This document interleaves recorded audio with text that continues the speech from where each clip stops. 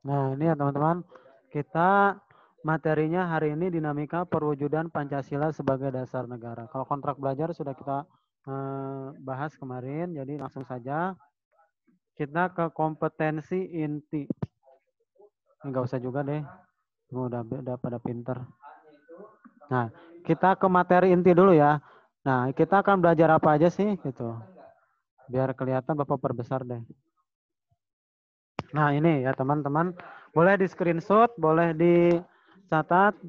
Yang terpenting kalian punya catatannya ya. Kita akan belajar yang pertama itu adalah hakikat dan sejarah perumusan Pancasila. Sebelum kita ke dinamika, kita harus tahu dulu sejarah bagaimana Pancasila itu terbentuk. Tadi sudah dijelaskan bagaimana kok lambangnya burung Garuda ya waktu di video itu ya. Kenapa enggak burung pipit aja? Kenapa enggak burung eh, apa gitu burung yang lebih gede lagi enggak ya? Kenapa harus burung Garuda gitu? Nah, tadi kan ada usul-usulnya bahwa sebenarnya Garuda itu merupakan hewan mitologi ya. Sebenarnya gitu. Hewan mitologi yang entah ada atau tidak kita tidak tahu gitu.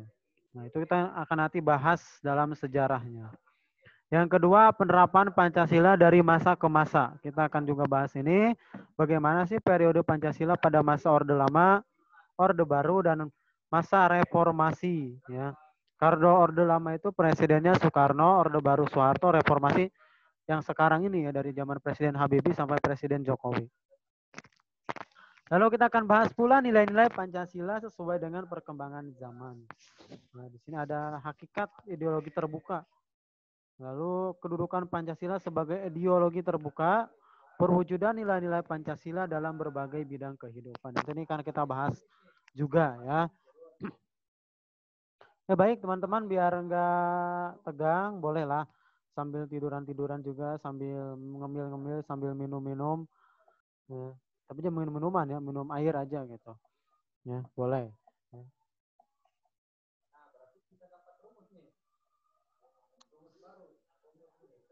Uh, Sebentar ya, ini aduh, kebiasaan ini.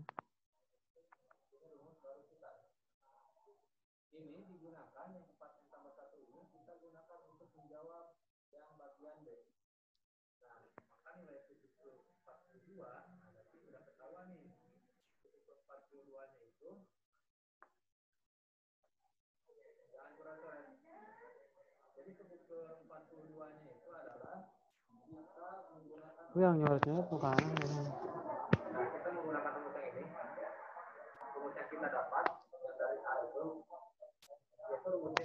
Ya nanti akan Bapak kirim materinya, tenang ya.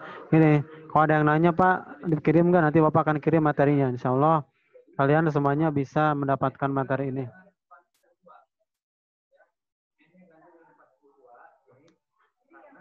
Nah ini teman-teman kita bahas dulu sejarah ya.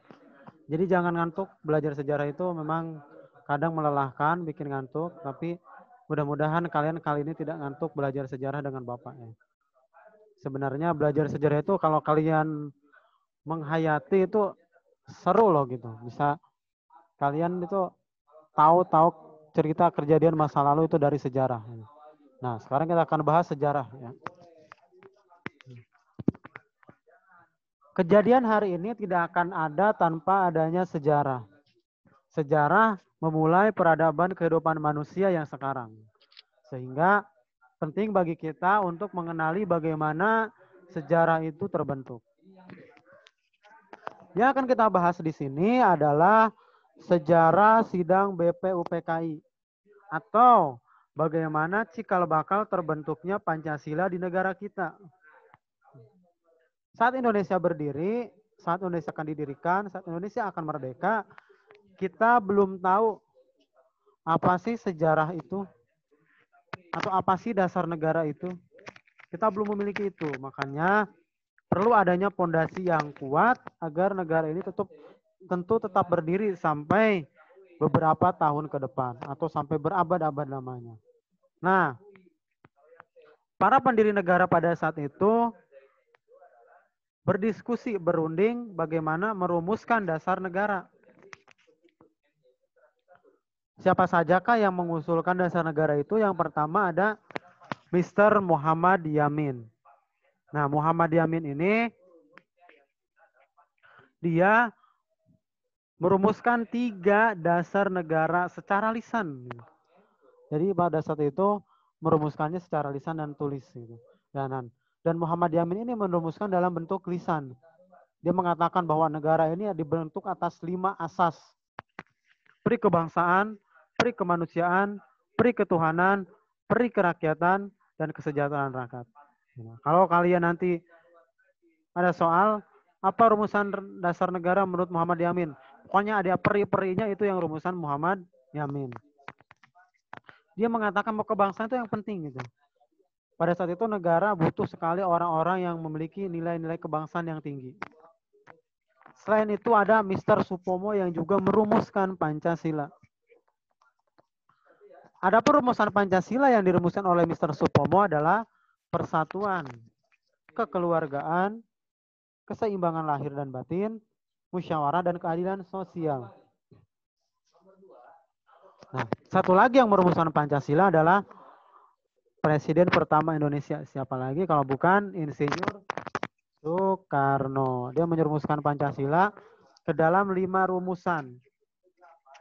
Yang itu kebangsaan Indonesia, internasionalisme atau peri kemanusiaan, musyawarah, mufakat dan atau demokrasi, kesejahteraan rakyat dan ketuhanan yang berkebudayaan. Jadi kalau rumusan dasar yang dirumuskan oleh Soekarno itu adalah ketuhanannya di nomor 5. Itu bedanya ya dari yang lainnya.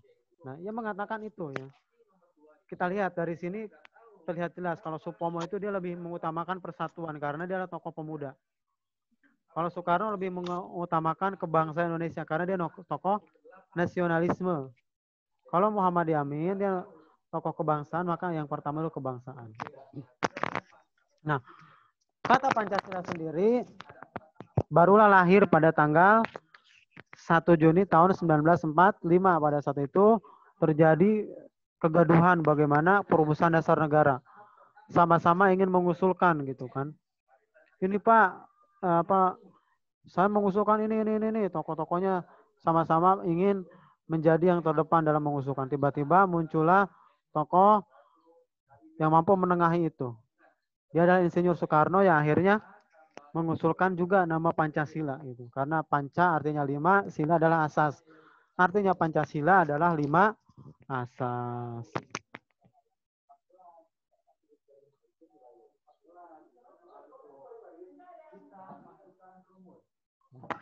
Bentar ya teman-teman, ini ada error nih ininya. Boleh silakan sambil dicatat atau kalau di buku ada ya di buku aja, dilingkarin atau di stabiloin. B-nya belum ada nih karena di soal belum diketahui B-nya berapa. Sama dengan 14. Maka 5 kurang 1 itu adalah 4B. Nah, setelah Pancasila terbentuk, maka Pancasila tersebut telah menjadi suatu rancangan tersendiri. Tapi belum fix nih kalau dalam bahasa gaulnya. Belum resmi Pancasila menjadi dasar negara kita, poin-poinnya. Maka diadakanlah sidang atau Panitia 9. Panitia 9 ini didirikan pada tanggal 22 Juni tahun 1945. Kenapa disebut Panitia 9?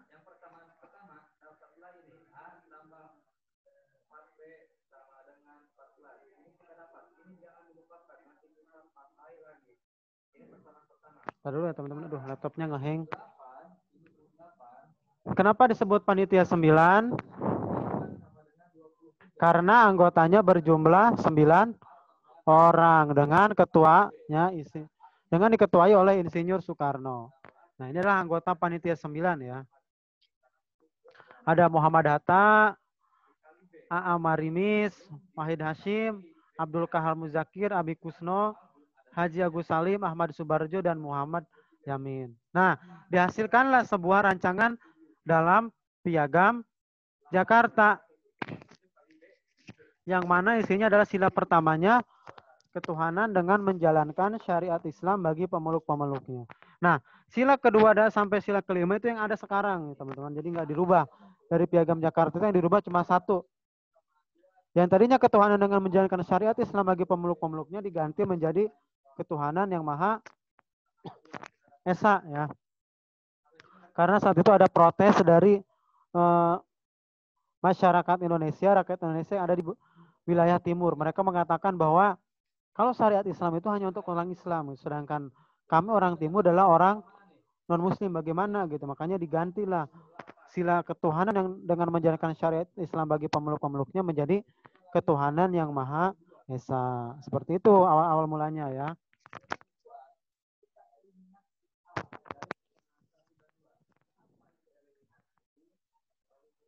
Nah, setelah dirumuskan Pancasila dalam Piagam Jakarta,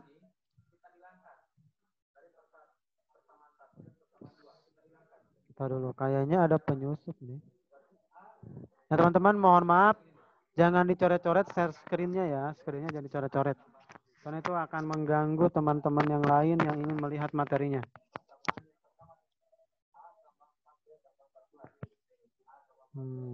Aduh nih. Apa curiga nih. Ntar dulu ya teman-teman, Agnes sudah masuk. 7 dikurang 4 itu 3. A dikurang A habis. Berarti sisa 3B sama dengan 9. Terus B-nya turun. Nah, setelah Pancasila dirumuskan, tentu Pancasila tidak bisa berdiri sendiri sebagai sebuah dasar negara. Perlu adanya pendamping, perlu adanya orang yang mampu menjalankan dasar negara tersebut. Maka dilakukanlah sidang PPKI pada tanggal 18 Agustus 1945. Nah,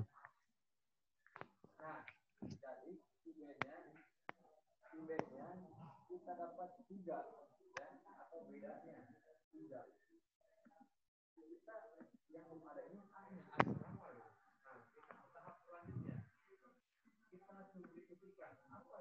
ini dia ya.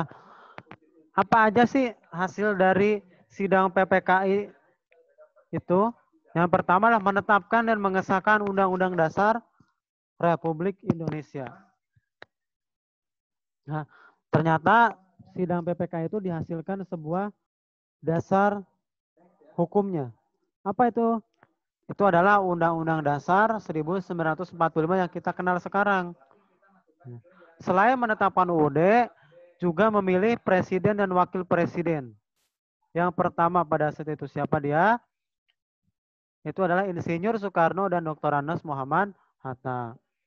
Nah, lalu dibentuk juga sebuah komite untuk membantu pekerjaan presiden.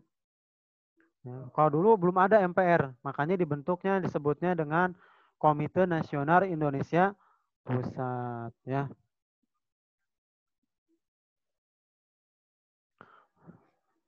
Lalu selain mengesahkan 3 peraturan baru tadi, sidang PPKI juga membuat sebuah perubahan. Perubahan penting itu adalah yang pertama, sila pertama Pancasila dalam Piagam Jakarta dirubah. Yang tadinya dengan menjalankan syariat Islam bagi pemeluk-pemeluknya, diganti menjadi ketuhanan yang Maha Esa. Nah ini dia. Nah yang tadi Bapak sebutkan bahwa terjadinya protes dari orang-orang non-muslim atas dasar negara yang pertama tadi. Sehingga ketuhanan dengan menjalankan syariat Islam bagi pemeluk-pemeluknya diganti menjadi ketuhanan yang Maha Esa. Agar lebih mengeneralisasi semua masyarakat Indonesia. Lalu ada perubahan di pasal 6. Awalnya nih, presiden kita itu dalam peraturannya, dalam undang-undangnya wajib beragama Islam. Tapi setelah adanya revisi dalam sidang PPKI 18 Agustus 1945, direvisi itu ya. Jadi presiden ialah orang asli Indonesia, tidak harus beragama Islam. Ya. Lalu pasal 29 juga dirubah. menjadi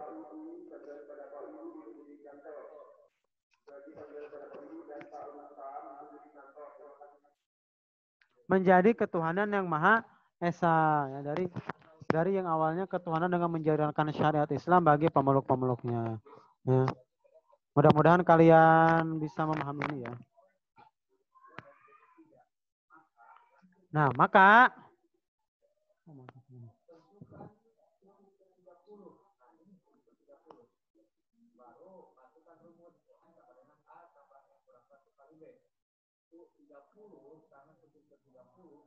oh, 10 menit lagi waktu kita berakhir ya. Satu kali lagi pembahasannya.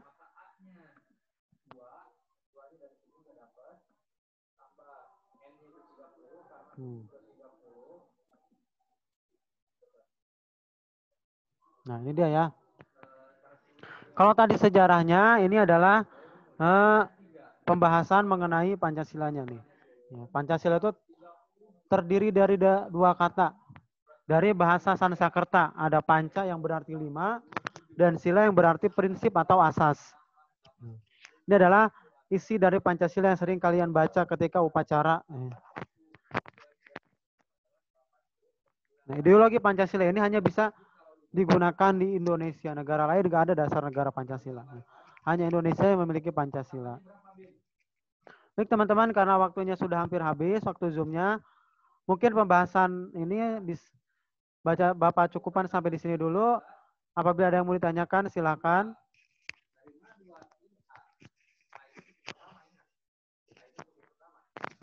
Pak, hari ini ada tugas gak, Pak? Ya, tugas nggak ada ya. Tugas nggak ada. Jadi kalian kalau pelajaran Bapak cukup untuk hadir aja di Zoom. Nanti tugasnya itu di akhir KD biasanya. Tugas keterampilan aja sama tugas tes KD itu aja. Untuk tugas harian Bapak tidak memberikan tugas seperti itu ya.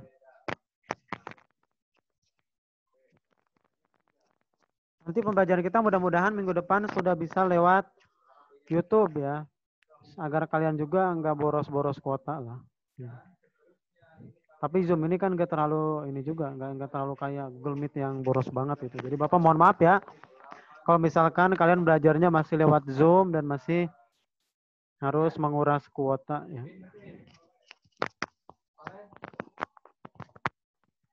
Nggak ada yang ditanyakan? Ya baiklah, kita cukupkan. Nanti materinya juga akan Bapak share ya di grup kelas kalian. Materi PowerPoint-nya akan Bapak share.